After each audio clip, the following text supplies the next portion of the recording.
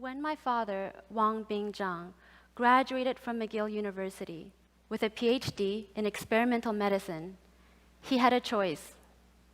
It was 1982, and he was the first Chinese national to have obtained a graduate degree from a Western university since the founding of the People's Republic of China.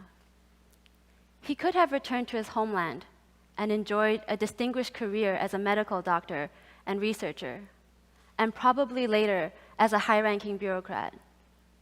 Or he could pursue his deepest conviction. My father believed that the Chinese people deserved a democracy ruled by law, and that he could help achieve it. He chose the latter and founded the Overseas Chinese Democracy Movement. For 20 years, my father worked towards this dream of a democratic China.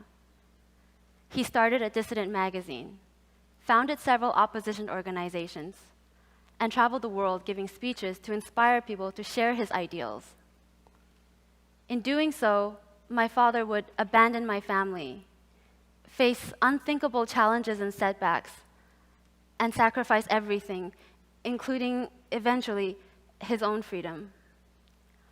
On June 27, 2002, my father was in Vietnam when he was kidnapped. Beaten and blindfolded, he was forced into China, where he was arrested by Chinese authorities. He was charged with espionage and terrorism. In a miscarriage of justice, he was given a one-day trial held behind closed doors, during which my father was not allowed to speak. No evidence was presented, nor any witnesses called. He was wrongfully convicted, sentenced to life in prison, and has been serving his sentence in solitary confinement ever since.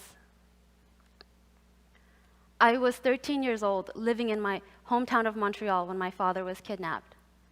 His choice of democracy activism over family meant that we had already been estranged for several years.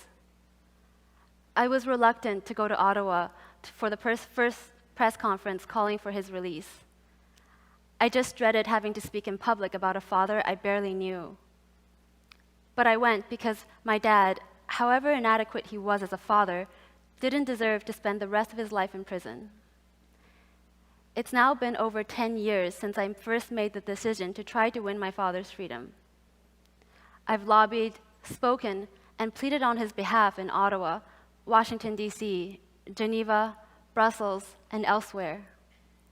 In 2008, I deferred going to university to advocate full-time for his release.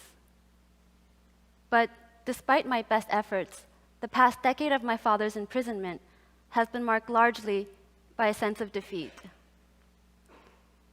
It's difficult to describe the challenge of trying to win the support of the American and Canadian governments, and the helplessness I feel when confronting an adversary as formidable as the Chinese government. It's even harder to talk about watching my father lose his mind in solitary confinement.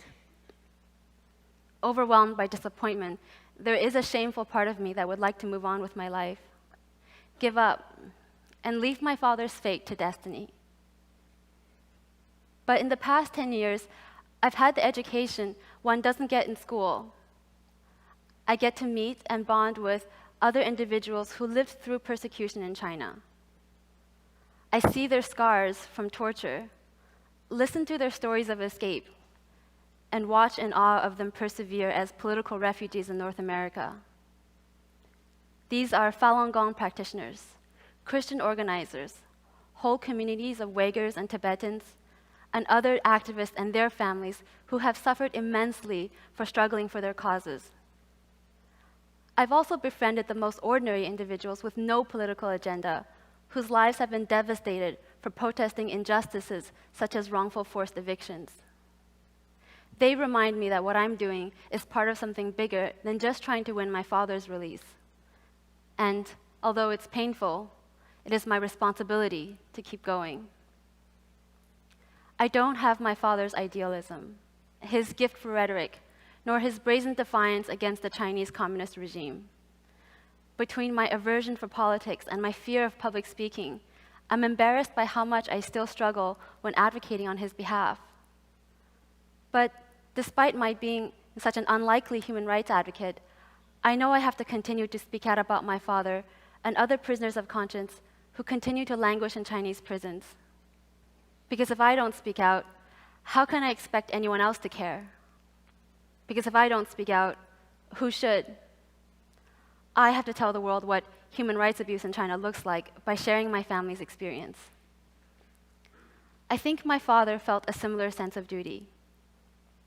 He loved medicine and he loved his family, but above all, my father loved his country.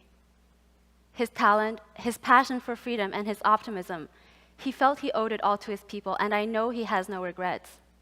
So if I cannot secure his release, I don't want his sacrifice to have been in vain. In the end, our choices are ours alone to make. I've witnessed my father make difficult choices, and I know what it's like to make them myself.